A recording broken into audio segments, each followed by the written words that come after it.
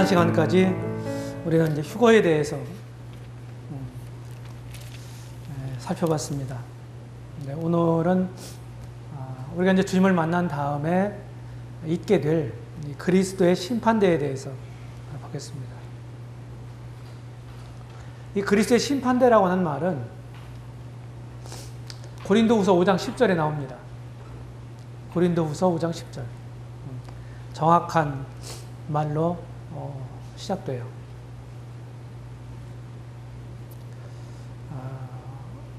그리스도의 심판대는 다른 말로 하면 이제 상급 심판입니다.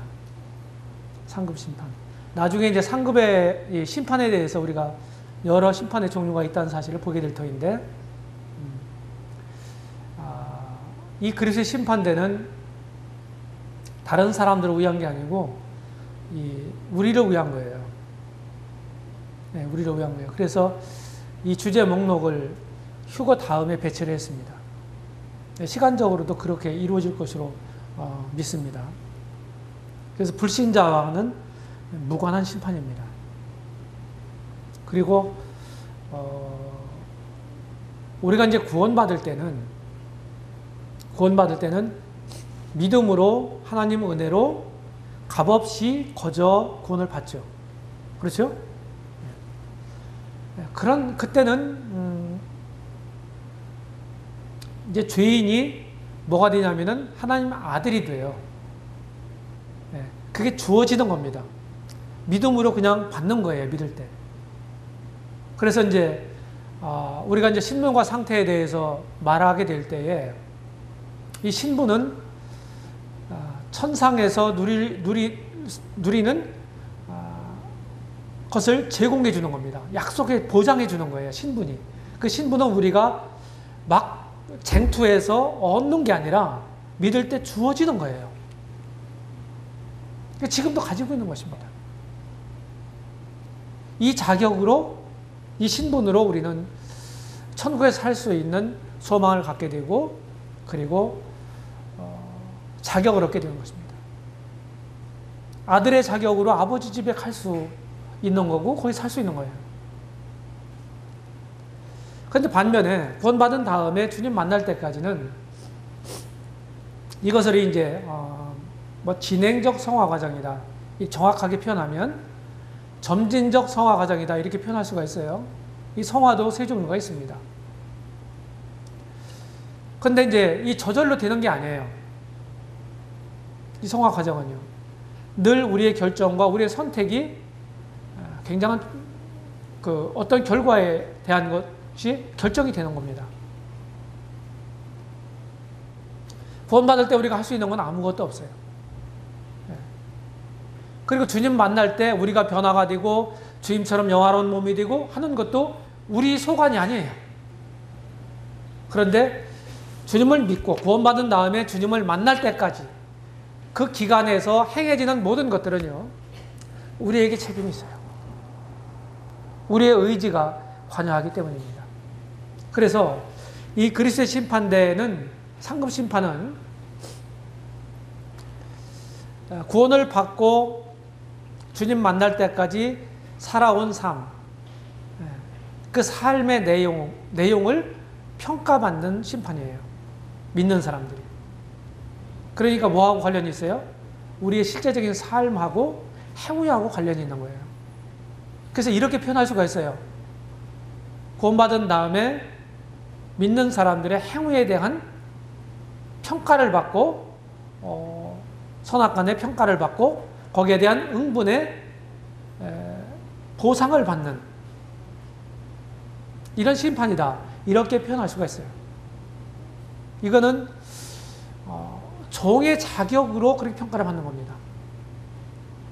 우리가 믿을 때 주어진 하나님 자녀라고 하는 아들의 자격으로 천국에 들어가는 거죠. 그 다음에 구원받은 다음에 종의 자격. 주종관계가 됐잖아요. 구원받으면. 그죠? 주님이 우리의 주님이시고 예수님이 우리가 그분의 종이잖아요. 맞아요?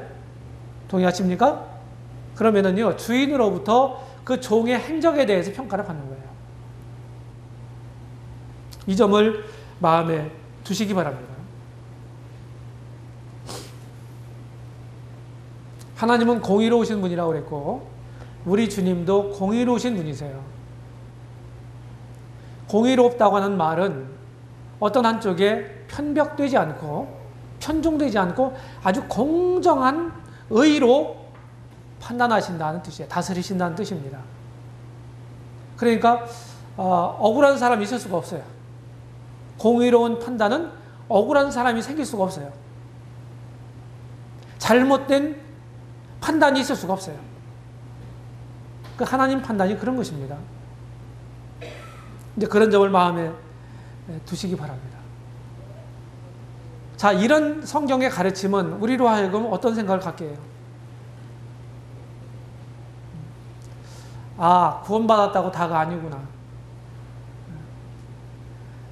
나의 결정과 나의 선택이 다 나중에 주님 앞에서 평가를 받는 거구나. 이제 이런 생각으로 우리가 자연스럽게 가게 되고 생각하게 되고 그런 생각은 우리로 하여금 어떻게 합니까?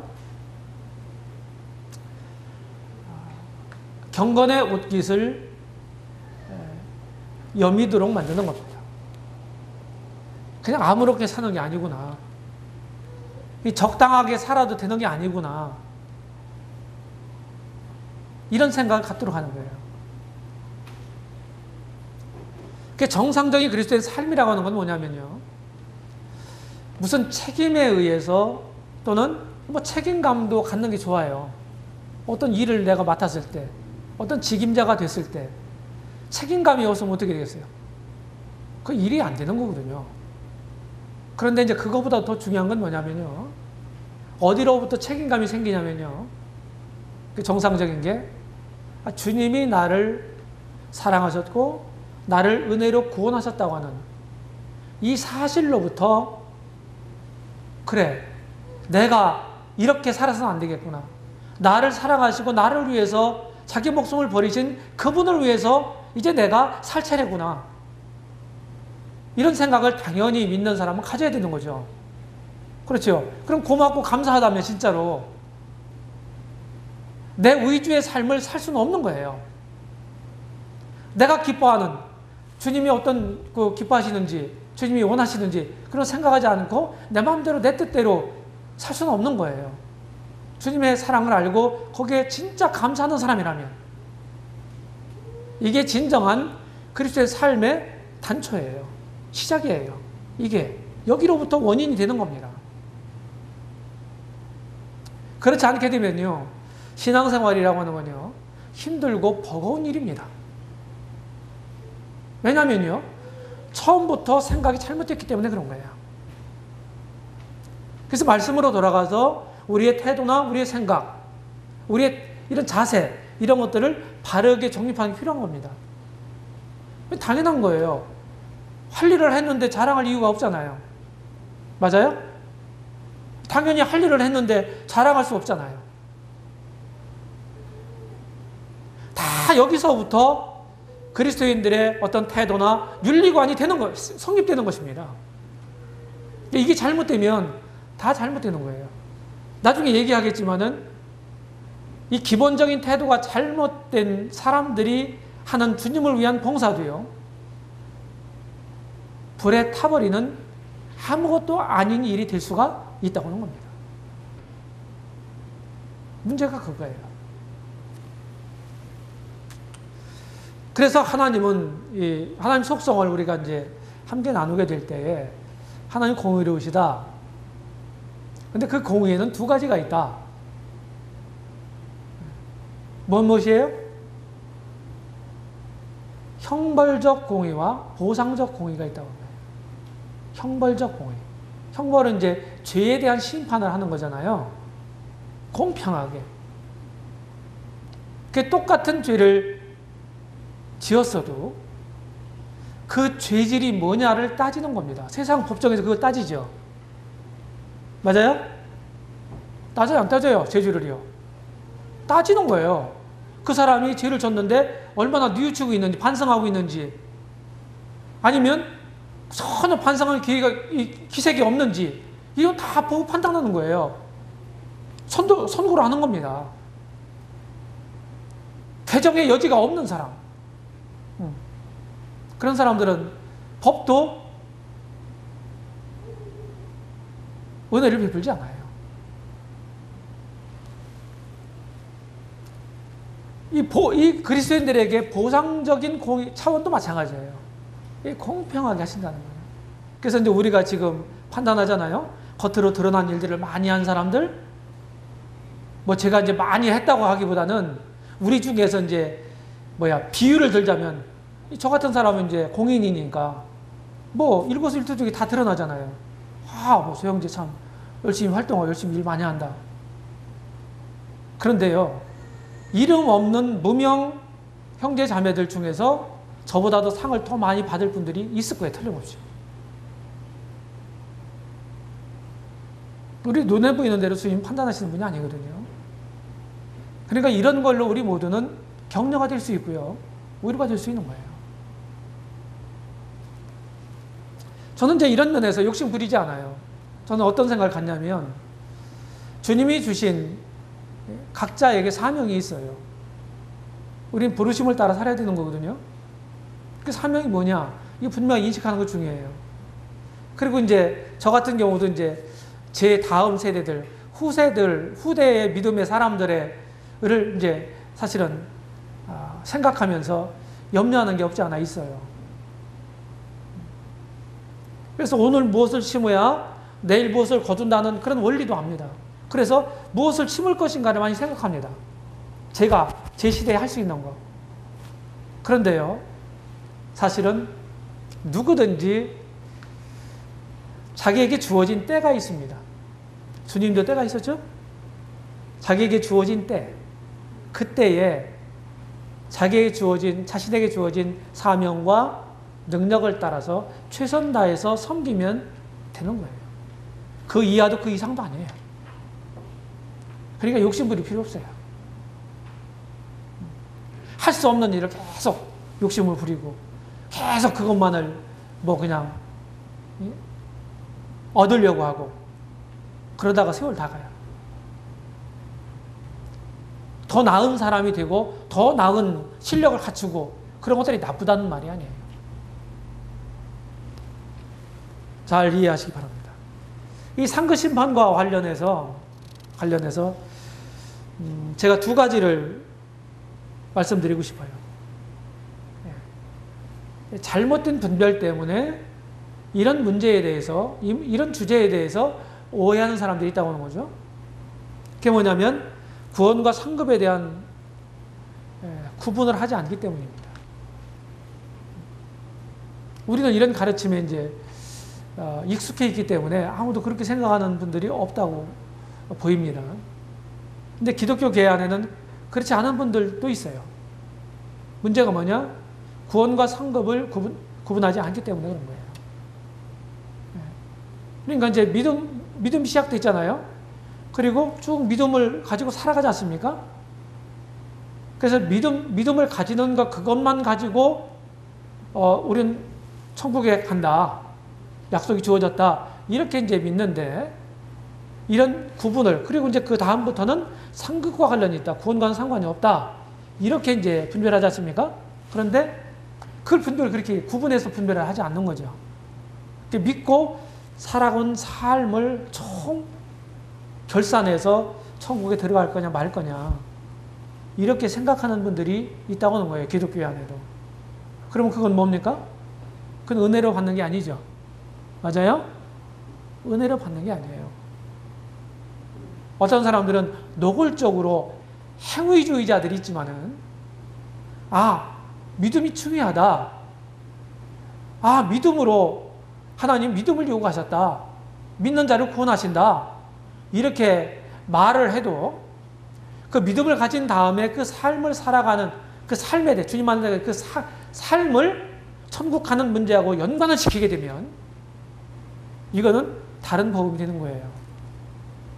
그걸 가리켜서 갈라디아주의라고 합니다. 믿음으로 시작했다가 이제 행위로 마치겠냐. 바울이 그랬지 않습니까? 그래서 믿음 플러스 행위도 아닌 거예요. 구원받는 게, 천국 가는 게.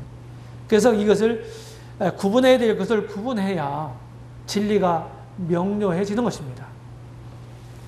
그런 문제들이 있고요. 그래서 이제 교리 가운데는 구원의 교리가 있고 보상의 교리가 있는 거예요. 이제 그런 점들을 구분하시기를 바라고요. 그 다음에 이제 여기 보시면 구원은 은혜로 거저 주어진다고 성경은 명백하게 말씀하고 있죠. 동의하시나요?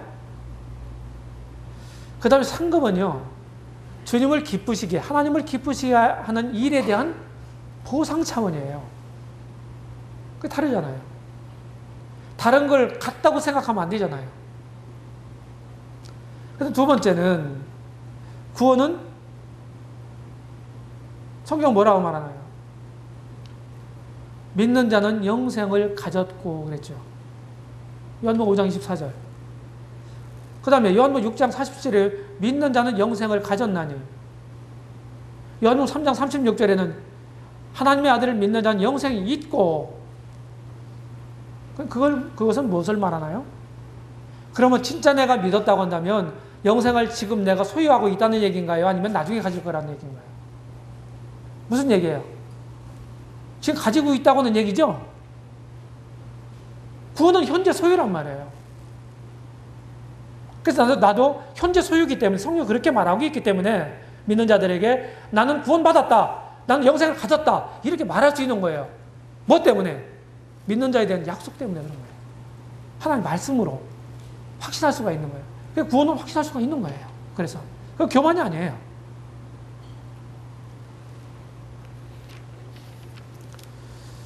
그런데 상급은요.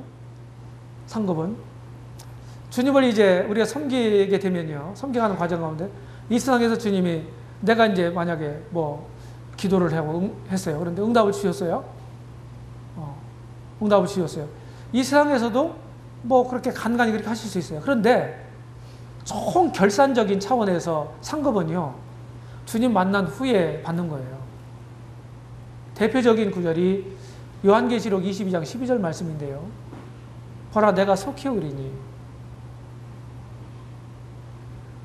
내가 줄상이 내게 있어 각 사람의 일한 대로 갚아 주리라 그랬거든요.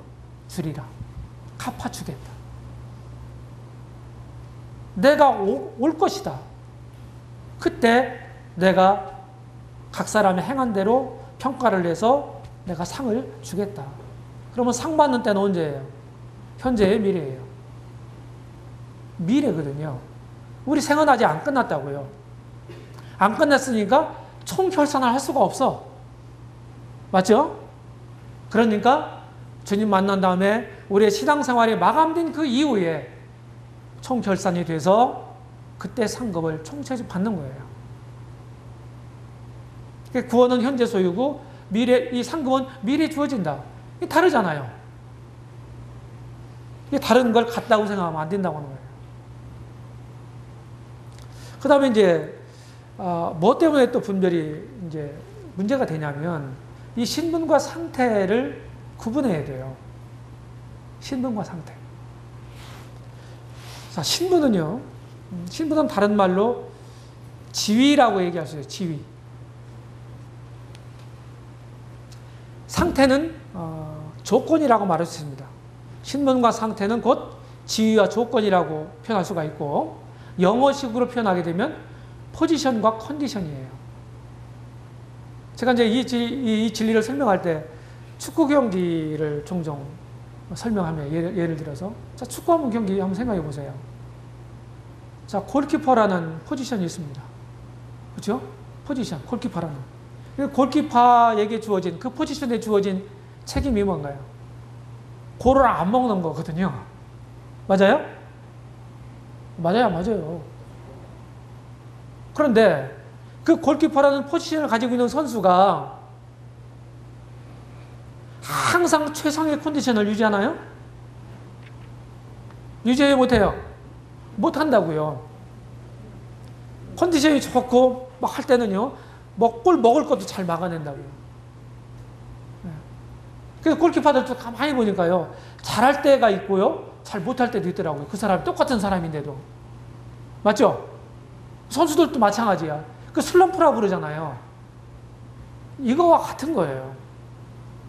이거 같은 거예요. 그래서 이 포지션은 변하지 않는 겁니다. 한 번은 국가대표 골키퍼였던 그 사람 청주 사람으로 알고 있는데, 이훈재 선수. 맞아요? 그 선수가 이 청주 출신으로 알고 있는데, 방송에 나왔더라고요. 근데 골 얘기를 했어요. 그랬더니, 이훈재 선수가, 저는 골키퍼라 골을 못 넣어서 모르겠다고 그러더라고요. 맞잖아요. 골 넣는 사람이 아니잖아요.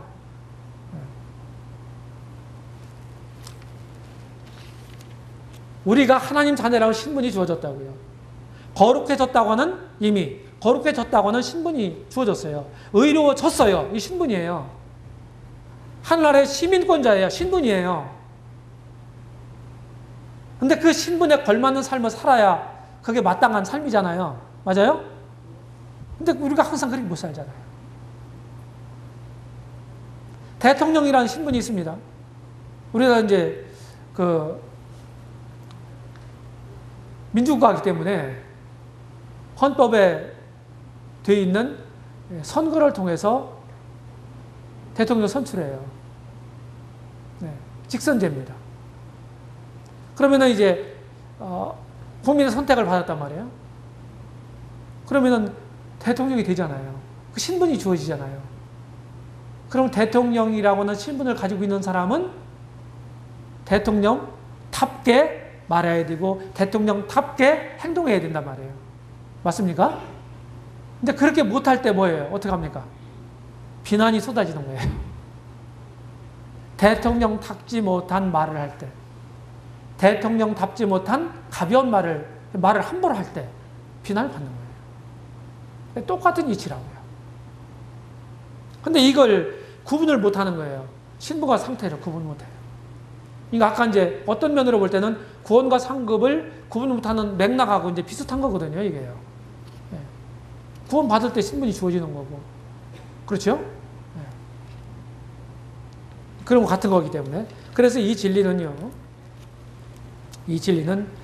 우리가 이제 신분은 완벽하게 돼 있어요. 그 완벽한 신분으로 천국을 보장받은 거예요. 내가 이렇게 연약한 사람인데, 안을 들여다보면서 내가 이렇게 연약한 사람인데 어떻게 이런 사람이 그 완전한 천국에 갈 수 있지? 이렇게 생각하시는지 몰라요. 이 상태 가지고 우리를 구원하신 게 아니에요.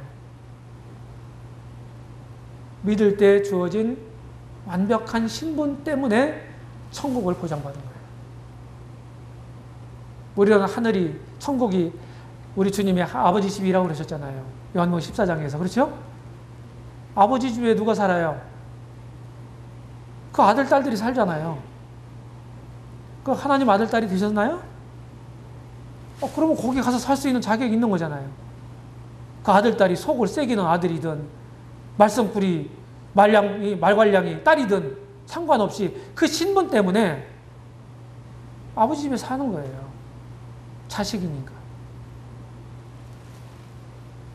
이제 그런 거를 마음에 두시기 바라고요. 우리 교재에 보게 되면 신분과 상태는 다음과 같이 조화를 이룬다 하는 말에 좀 보겠습니다.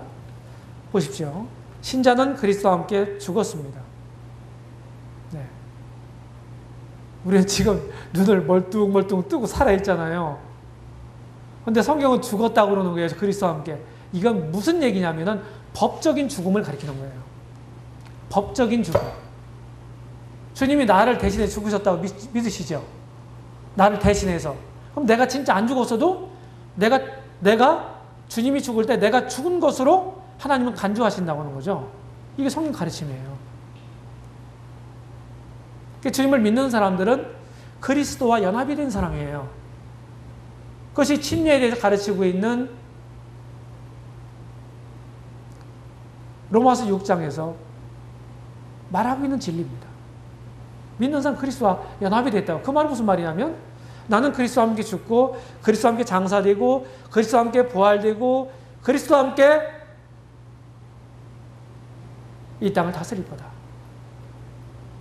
이게 디모데후서 2장에 나오는 초대 성도들이 불렀던 노래입니다.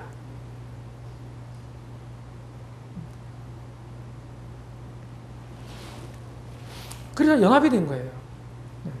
그러니까 우리가 그리스도와 함께 죽었어요. 그렇기 때문에 어떻게 됩니까? 성경 뭐라고 얘기해요? 지체를 죽이라는 거예요. 죽었다고 했는데 왜 죽이라고 그래? 죽이라고 하는 말은 살아있다는 얘기 아닌가? 맞잖아요. 그럼 서로 모순되잖아요. 이 두 말이. 죽었다고, 어디는 죽었다고 얘기하고, 어디는 죽여야 된다고 그러고. 죽은 걸 왜 죽여? 그럼 끝난 건데. 이렇게 생각하면 이게 성경이 모순스러운 거예요. 부조화되는 거잖아요.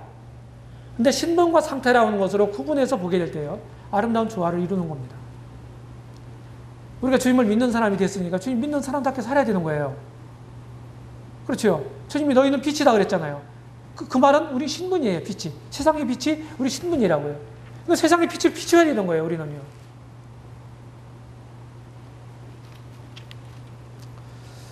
성경은 이제 또 믿는 사람은 주님 안에서 새 사람이 됐다고 그랬잖아요. 누구든지 그리스도 안에 있으면 새로운 피조물이라. 그렇지 않습니까? 그러니까 어떻게 살아야 돼요? 새 사람이니까 새롭게 살아야 되는 거예요. 새롭게 산다는 말이 무슨 말인가요? 새로운 삶의 목표, 새로운 삶의 방법을 따라서 살아야 된다는 거예요. 옛날 그 구태를 벗어버리고 새로운 삶의 양식을 통해서, 원리를 통해서, 새 생활의 원리를 통해서 살아가야 된다는 거예요. 그래야 그런 변화가 있는 거죠. 근데 우리 삶에 구원받은 사람들이 우리 삶 속에 왜 변화가 없나요? 왜 예전 그 악습들, 그 구태들을 계속해서 내 삶 속에 그 악습들이 재현되나요? 그 이유는 뭔가요? 그것은 새로운 삶의 원리를 따라 살지 않기 때문에 그렇습니다. 이거 거기 있는 거예요. 계속 실패하면서, 우리 삶을 실패하면서 여러분들이 우리는 많이 핑계거리를 찾거든요. 핑계거리 찾으면 안 돼요. 오히려 실패하면서, 근데 절망하면 안 돼요. 또 자기 정죄에 빠지는 것도 좋지 않아요. 시리에 빠지고 그냥 낙담하고 거기에 머물러서는 안 돼요. 자기의 그런 연약하고 부족한, 어찌할 수 없는 그런 존재라는 사실을 바로 인식하는 건 중요해요. 근데 거기에 머물러서는 안 된다고요. 그러니까 뭐가 필요해요? 주님이 필요한 거고, 주님을 의지해야 되는 거고, 내 힘으로 사는 게 아니라 성령의 힘으로 살아야 되는 거고, 그렇게 돼야 되는 것입니다.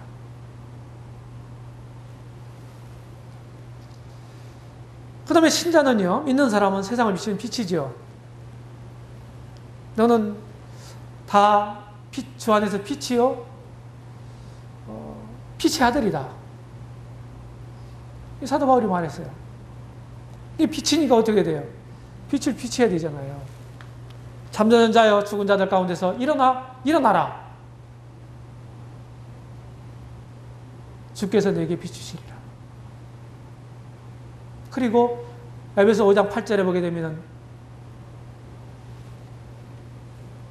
전에는 우리가 어두움이더니 이제는 주 안에서 빛이라. 그러므로 빛의 자녀답게 행하라. 성경은 이렇게 가르치는 겁니다. 무슨 말인지 이해되시죠?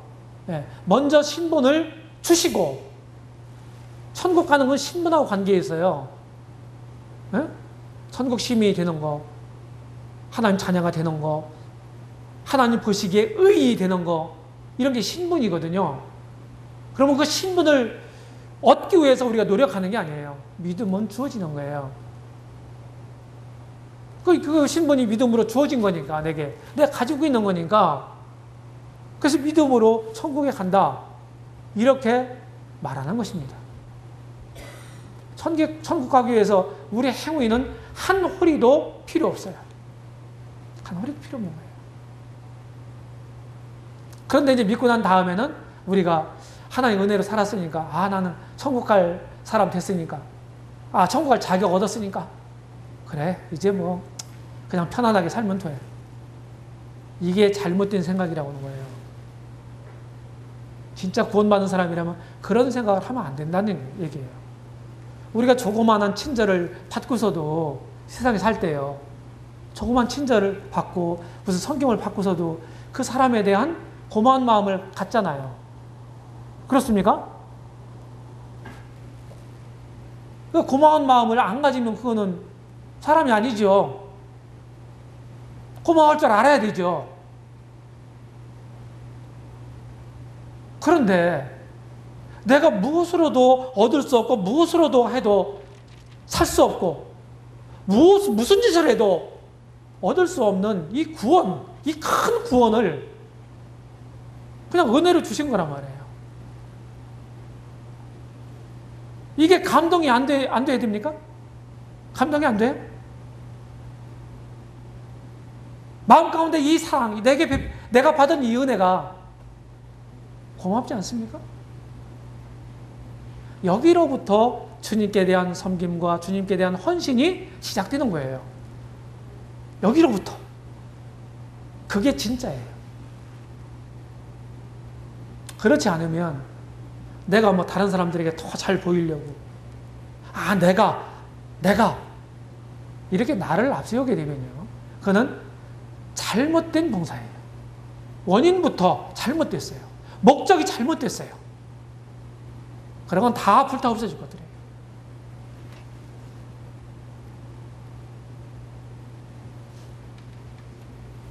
그래서 주님을 섬기는 우리들은요, 사람들에게 보이려고 섬기는 게 아니잖아요. 바리새인들은 사람들에게 보이려고 어떻게 합니까? 기도할 때는 어디서 기도했다고 그랬어요? 어디서? 성전 어귀에서. 이게 건물이라고 하면은 여기서 가지고 기도하니까 여기서도 보이고 여기서도 보이잖아요. 많은 사람들이 성전에 올라간단 말이에요. 성전에 섬기기 위해서. 근데 거기서 기도하는 거야. 막 이렇게 하면서. 저 사람 진짜 기도하는 사람이구나. 주님이 그거 지적하신 거예요. 그 다음에요. 금식할 때는요. 바리새인들이 금식할 때 어떻게 했어요? 골방에 들어가서 잘 금식하면서 기도하고, 그렇게 하고 나와서 이제 사람들에게 보일 때는 어떻게 돼요? 사실은 잘 단장해야 돼요. 금식하기 이제 곡기를 끊는 거니까 초췌해지잖아요. 그렇죠? 그러면 그런 것들을 잘 씻고 머리도 단장하고 뭐 우리 자매님들 같은 경우는 화장도 하고 이렇게 해서 사람들에게 금식 끊으면 보여야 된단 말이에요. 그런데 그 꾀지지한 모습 이렇게 해가지고 사람들 앞에 서서 왜 그래? 어디 아파? 금식 기도했어? 나 금식 기도했어. 일주일 동안. 그래? 대단하네. 이렇게 하도록 하면 안 된다는 거예요. 주님이 그걸 지적하신 거예요. 우리 믿는 사람들은 성도라고도 불리죠. 그렇죠? 성도. 성도란 말이 무슨 말이냐면은 풀어서 말하면 거룩한 무리, 거룩한 사람이란 뜻이에요. 거룩할 성자. 이미 거룩해졌다고요. 그런데 거룩을 이루어 가야 돼요. 거룩을 이루려면 어떻게 해야 되나요? 우리를 거룩한 사람이 되게 하기 위해서 하나님이 하신 일이 뭔가요? 세상으로부터 우리를 분리해 내신 거예요. 성별해 내셨다고요. 고린도후서 6장에 보게 되면 그런 말씀이 있어요. 너희는 저희 중에서, 너희는 믿는 사람이에요. 저희는 누구냐면 세상이에요. 세상 사람들이에요. 너희는 믿는 세상, 안 믿는 세상으로부터 나와서 따로 있고, 이런 말이죠. 부정한 건 만지지 마라. 나와서 따로 있고란 말이에요. 영어는 be separate란 말이 사용됐어요. be separate. 분리시켰다. 성별시켰다는 말이에요. 우리를 성별시킨 거예요. 하나님이. 그게 거룩하게 된 거예요. 그래서 그 거룩을 가지고, 주어진 거룩을 가지고 하나님 존전에 나아갈 수 있는 사람이 됐단 말이에요. 그러니까 그런 사람이 됐기 때문에 그런 사람답게 살아야 되는 거예요. 그렇죠? 그런 책임이 주어지는 겁니다. 그 다음에 신자는요, 믿는 사람은 그리스도 안에서 완전해요. 완전. 하늘나라는 완전한 나라입니다. 거기는 부족이 없어요. 네. 불완전한 건 아무것도 없어요. 우리 나중에 이제 주님 나라 갔을 때 거기는 완벽한 것만 있는데 우리가 이 부족한 모습 그대로 가져가면 안 되잖아요. 들어갈 수 없어요. 저는 이제 뭐 천국 같은 거 얘기할 때요. 이대로 가게 되면 우리가 거기 못 산다고 말씀드려요. 왜 못 사냐면요. 너무 좋아서요. 사람이 너무 좋아도 이게 잘못되거든요. 너무 충격받아도 이게 돌아요. 네.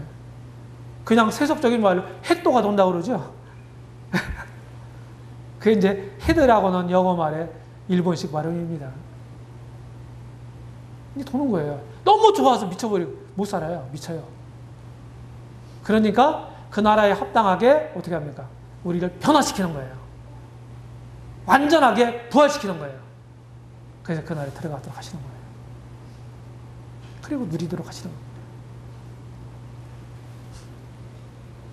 그래서 완전을 추구해야 돼요. 근데 여기서 제가 한 가지 더 덧붙이고 싶은 건 완전주의자가 될 필요는 없다. 완전주의자. 이게 무슨 말이냐면 우리는 완전을 추구하는 사람이 돼야 되는 거거든요. 근데 완전주의자는 뭐가 다르냐면요. 내가 신분상으로 완전해졌잖아요. 근데 지금도 내가 행하는 게 완전하다고 착각하는 사람이죠. 응? 착각하는 사람. 이렇게 완벽주의자, 다른 말로 하면은. 주님 안에서 이런 사람이 되면요. 어떤 이 부정적인 결과가 나타나냐면요. 우리 하다 보면은 자신이 완벽하지 않잖아요. 맞아요? 완벽하니까 실수도 하고 잘못도 하고 약점도 하고 그러잖아요. 근데 아니야. 나는 완전해. 완벽한 사람이야. 이렇게 자기에게 체면을 걸을 수도 있지만요. 그런 걸 인식하게 되면은 그런 생각 가지면 계속 나는 완전한 사람이야. 그 부족이 인식이 됐는데도 연약이 인식이 됐는데도 나는 완전한 사람이야. 이렇게 계속해서 자기 체면을 걸지라도 걸고서 그렇게 행세한다면 그는 자기를 속이는 사람이에요.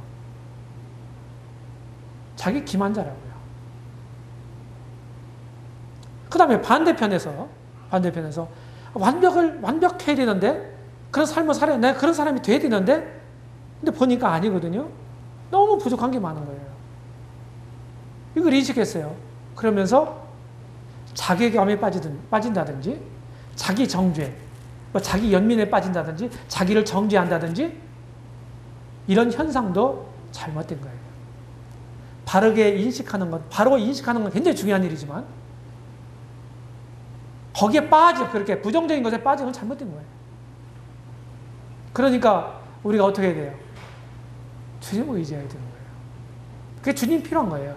우리가 구원받을 때만 주님 필요한 게 아니고 구원받고 주님을 섬겨하는 과정에서 신앙생활 과정에서 또 여전히 주님 필요한 거예요. 이 사실을 기억하시기 바랍니다. 주님 필요하니까 주님을 구해야 되고 주님을 날마다 우리는 구원받을 때 우리 마음속에 모셨다. 이 가슴 한복판에 우리 주님을 주인으로 모셨다. 이런 얘기를 합니다. 그런데 모셨기 때문에 어떻게 돼요? 항상 이분을 모셔와야 되는 거예요. 모든 일에 이분을 모셔와야 되는 거예요. 어떤 일을 결정할 때도 그분을 중심에 모셔와야 되는 거예요. 이게 경건한 삶이에요. 그렇게 사는 사람들이 나중에 주님의 어떤 평가를 받을까요? 당연히 좋은 평가를 받겠죠. 그렇죠? 이것 신분과 상태, 구원과 상급을 구분해서 분별하지 않으면 이런 변별력을 갖지 못하면 구원의 문제도 이 상급의 문제도 헷갈리도록 되어 있습니다. 헷갈리도록 되어 있어요. 그 다음에 이제 이 심판의 유익 요만 보고 오늘 마치겠습니다. 히브리서 11장 6절에 보게 되면은 히브리서 기자가 믿음이 없이는 기쁘시게 하지 못한다. 하나님께 나아가는 자는 반드시 그가 계신 것과 또한 그가 자기를 찾는 사람들에게 상 주시는 이심을 믿어야 할지니라. 이렇게 히브리서 11장 6절에서 말씀했는데 하나님은 상 주시는 분이다 하는 거예요. 상 주시는 분. 왜 상급을 약속하셨는가? 세 가지로 우리가 정리해 보면 첫 번째는 뚜렷한 목표를 갖고 살게 하기 위해서입니다. 바울이 빌립보 3장에 뭐라고 얘기했나요? 제가 그 말씀을 찾아서 한번 읽어드릴게요. 우리 잘 알고 있는 말씀입니다. 시간 관계상 이제 제가 많이 읽진 않겠는데 14절에 보니까 표대를 향하여 그리스도 예수 안에서 하나님이 위에서 부르신 부름의 상을 위하여 쫓아가노라.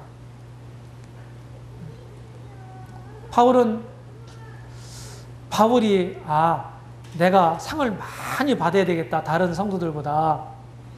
이런 마음을 가지고 섬겼다고 보지는 않습니다. 이게 무슨 말이냐면 하나님은 나를 권하신 분일 뿐만 아니라 하나님을 기쁘시게 한 모든 삶에 대해서 공정을 평가하시고 거기에 대해서 상 주시는 분이다.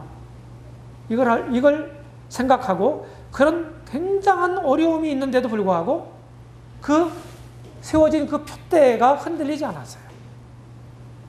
흔들리지 않았어요. 그래서 끝까지 믿음의 경주를 성공적으로 마칠 수가 있었던 겁니다. 마치 요한장과도 같은 디모데후서 마지막 장 4장을 보게 되면은 바울이 뭐라고 고백했나요?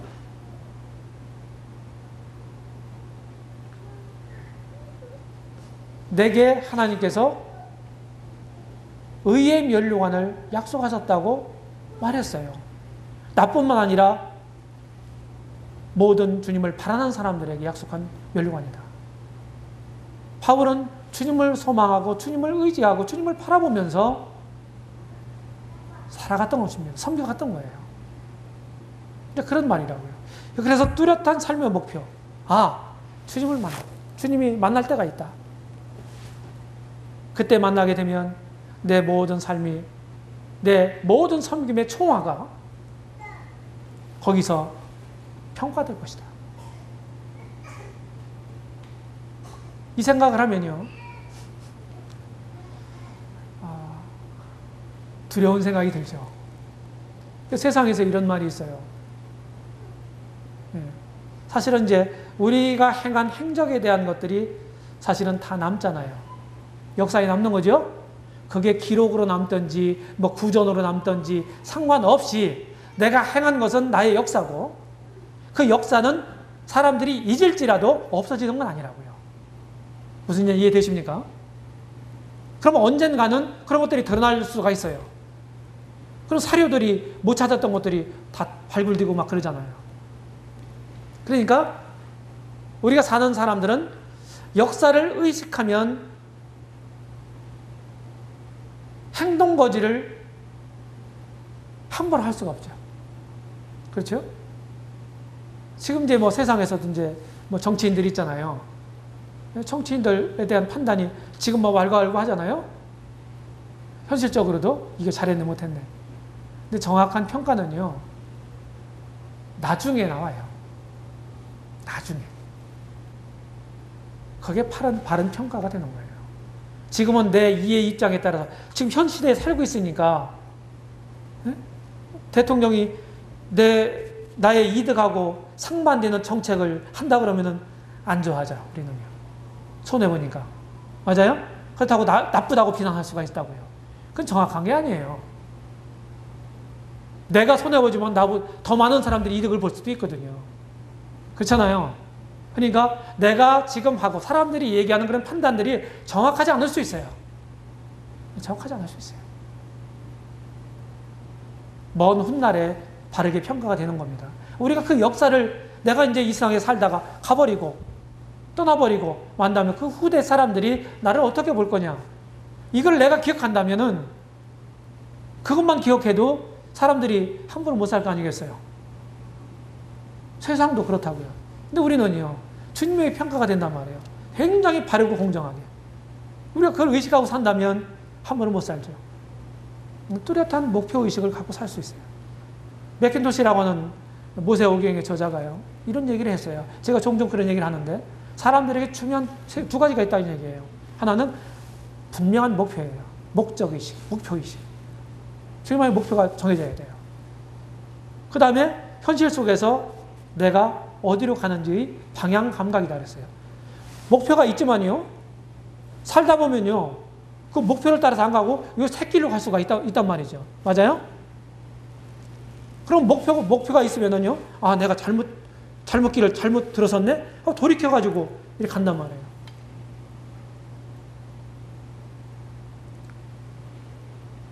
요번에도 이제 그 우리 수양이 때 거기 가서 이제 한나절 가서 물놀이 할 계곡을 가봤어요. 내비를 찍고 갔습니다. 다 잘 갔어요. 끝까지. 근데 들어가는 입구를 지나쳤습니다. 조금 더 가서 이렇게 물어보니까 돌아가서 저쪽으로 가라는 거예요. 돌아왔어요.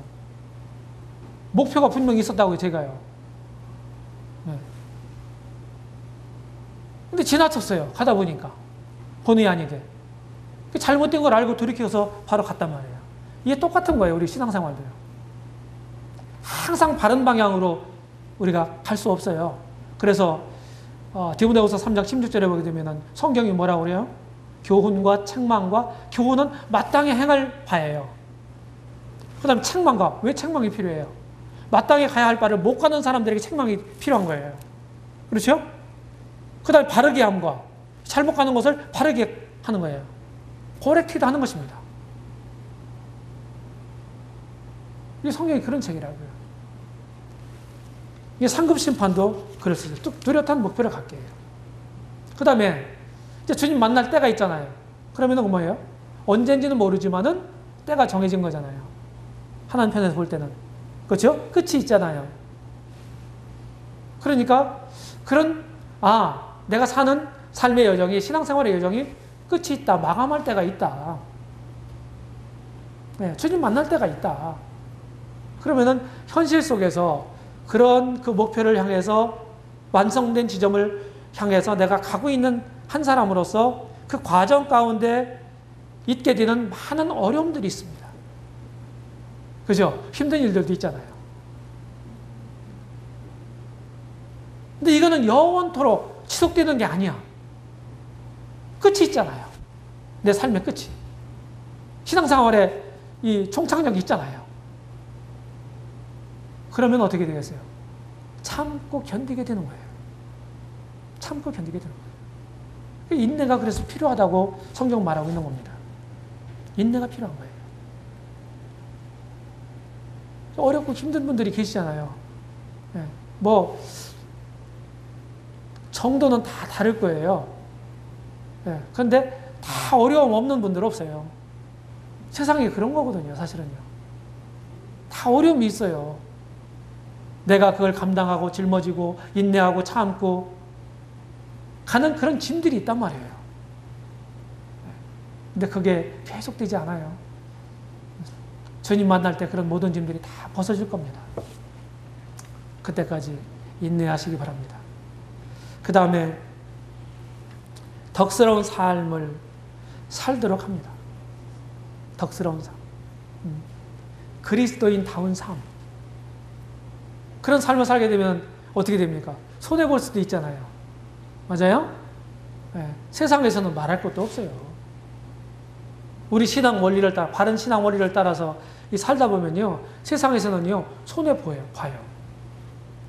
그런 구조로 돼 있어요. 왜? 세상은 악하기 때문에. 참 이기주의를 똘똘 뭉쳐있거든요. 근데 우리 신앙 원리는 뭡니까? 나보다 남을, 이거잖아요. 그죠? 나보다 하나님을, 이거잖아요. 세상에 그런 생각하는 사람이 누가 있어요? 내 거부터 먼저 챙기고 보지. 그런 속에서 우리 그리스도인들은 손해를 볼 수밖에 없단 말이에요. 교회 안에서도 마찬가지예요. 교회 안에서도. 우리는 완벽하게 성화된 사람들이 아니잖아요. 부족이 있잖아요.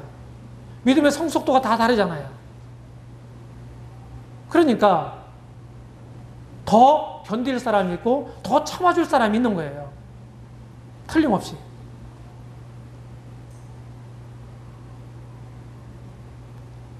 내가 불합리한 일을 당하면서도 왜 참아야 됩니까? 육신적으로 생각하면 참으면 안 되죠. 참으면 안 돼요. 그런데 우리는 그런 사람이 아니잖아요. 영적인 삶을 추구하는 사람들 아닙니까? 그러니까 참고 견디고 배려하고 기다리고 그러는 거예요. 그게 덕스러운 삶 아닙니까? 그런 게? 이런 삶을 살도록 격려를 해주는 겁니다. 상급 심판이. 왜? 사람들은 내 마음을 몰라도 내 처지를 몰라도 주님은 아시니까. 그거보다 더 의료가 어디 있어요? 순간적으로 일시적으로 이 세상에서 사람들의 인정을 피하고 인정을 받고 이런 게 중요한 게 아니에요. 중요한 건 뭐예요? 하나님이 인정하는 겁니다. 제가 늘 말씀드리지만은 구약 역사서를 지금 읽고 있잖아요. 우리 큐티 본문이 지금 역사서 저는 조금 일찍 읽는데 어디에 읽습니까 지금? 역대하 있습니까?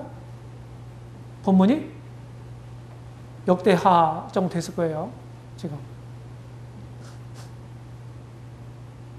저는 계속 읽어요. 그런데 열왕기 상하나 역대상 하나 뭐 사무엘상 하나 이런 거 보면은요 각 왕들이 다 나온단 말이에요. 근데 그 왕들을 평가할 때 꼭 한마디씩 나와요. 여호와 보시기에.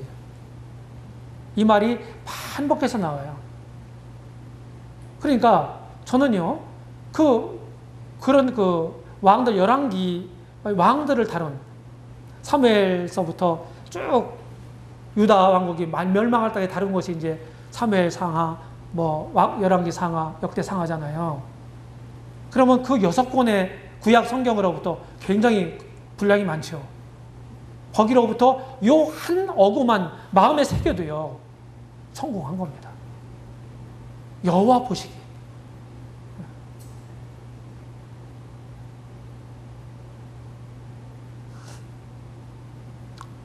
저는 제 핸드폰에 이제 그 말을 써놨습니다. 영어로. In the eyes of the Lord.